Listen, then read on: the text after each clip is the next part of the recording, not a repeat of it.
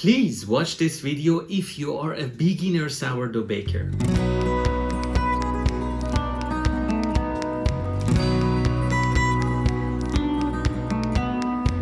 8 important things I wish I knew when I start baking sourdough bread. I have a specific video about starter because it's the most important part of your dough.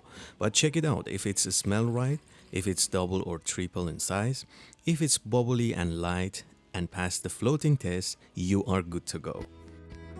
First, hydration. What is the best hydration to make sourdough bread? One of the beginner bakers' challenge is choosing the right hydration. If you're a beginner, mix your dough with your hands. Feel it, how it change. It has to come together easily, not a runny and flat dough. If you're a beginner, stick to the lower hydration. Do the window pane test after you knead your dough. First, master your kneading and shaping technique, then go for higher hydration. Start with 65% or even 60%. Believe it or not, this is 70%. And it's beautiful. Number 2, scoring and shaping technique. Do you want maximum oven spring? Nice ear on your bread? You need to learn how to shape your bread smoothly and how to score your bread confidently. Rookie bakers always forget to oil up their surface. It's very important. In bakeries, they do it time by time. Always pre-shape your dough before you do final shaping. Let it rest for 20 minutes, then you are good to go. When it comes to shaping, try to degas a little bit, not too much. Be gentle in this part. And this is how I shape a batard. Stick to a simple shaping method. The idea is bring the dough together and create tension as much as we can.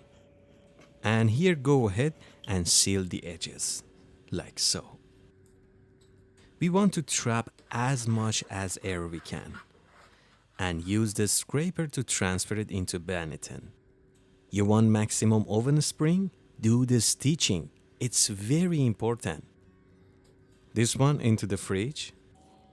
And this is how I shape a round sourdough. Simply just fold all the side into the center, create tension. Don't push it too hard. 2 more fold is enough for this dough. And flip it. With the help of the surface, round it up gently. And now transfer it into the Banneton. Beautiful. You want easier score? Score it right out of the fridge. 1 or 2 deep confidence score. That's all you need. Nothing wrong with rescoring and rebranding. Look at it. If it was sticky, use little bit of flour and 1 deep confidence score. Look at this gorgeous. The angle should be around 45 degrees. Again, nothing wrong with double scoring, or even use the 5-minute score technique for open baking method. About 1 deep in the middle. Number 3, climate. Are you living in warmer environment or do you live in a 4-season country? Sometimes you need to change your schedule according to your climate. Do you shape and proof your sourdough bread inside a hot kitchen or inside a cool hall? What is your room temperature? In 4 seasons country, when seasons change, you need to change your schedule. Warm water for cold climate and cold water for warm climate.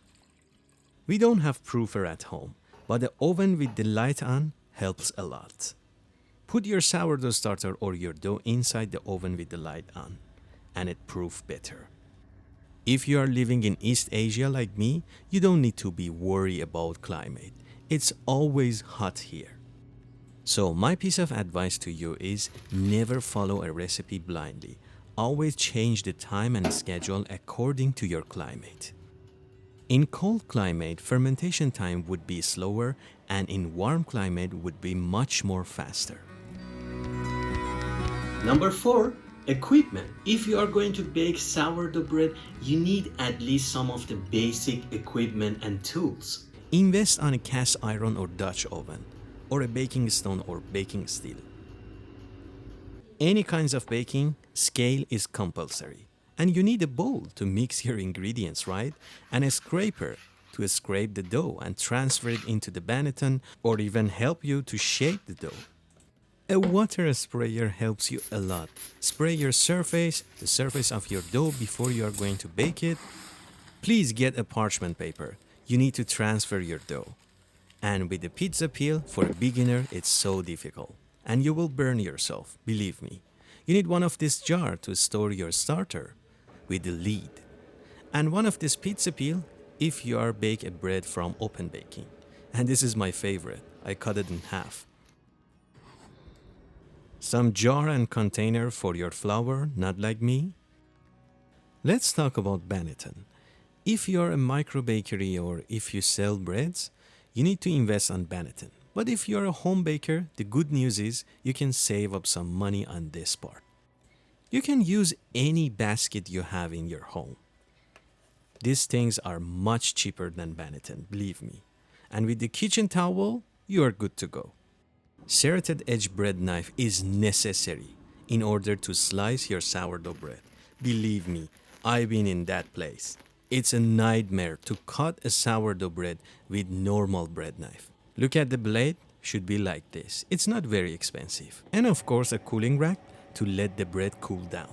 With a little investing, your baking journey would be much more easier and much more pleasant. For example, with a sharp razor blade, scoring would be much more easier.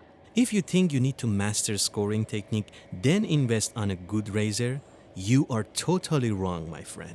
Choose the sharpest you can. Number 5.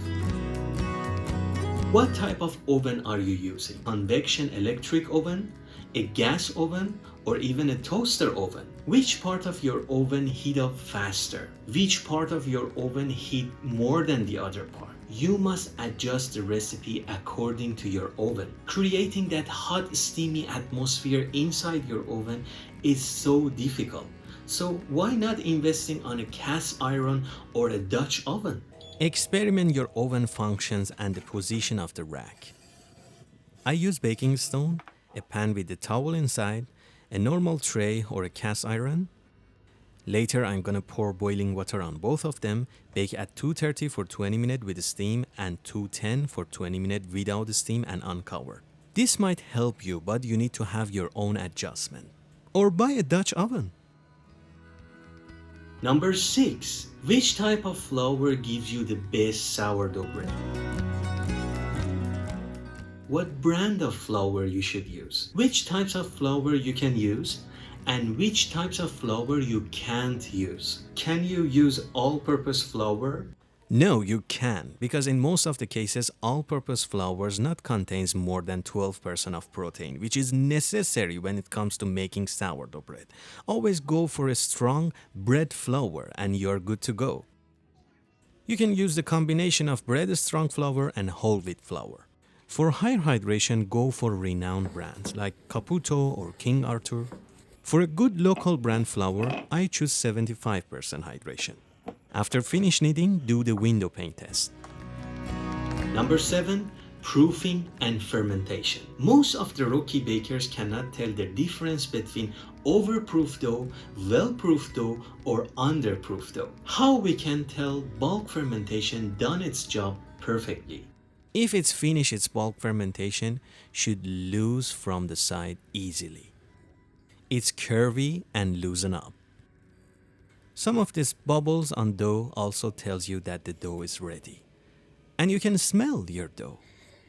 Before you transfer your dough into the fridge for cold fermentation, let it proof for 15 up to 1 hour. And on baking day, you can do the poke test. Poke your dough. If it's bounced back slowly, it's ready to bake. Number 8. Last but not least, preheating and resting part. Did you know if you are using baking stone or baking steel, you need to preheat your oven at least 1 hour? Do you preheat your Dutch oven too? On baking day, preheat your oven on highest temperature, set the rack, put the baking stone and Dutch oven and let it preheat. Sometimes beginner bakers too much worry about electricity and they skip the preheating part, which is so important. Before you're gonna slice your bread, you have to let it cool down at least 1 hour, sometimes up to 2 hours. So you need to schedule your timing according to preheating and resting part. Before you slice any kinds of bread, you need to let it cool down completely. And if you listen to me, you end up with this kind of bread. Creamy, open crumb with a very soft and light crust.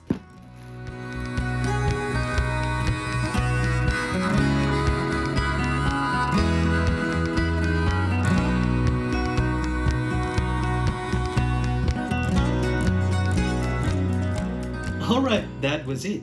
If you found it useful, you can like this video and subscribe my channel. Like always, keep baking and take a good care of yourself.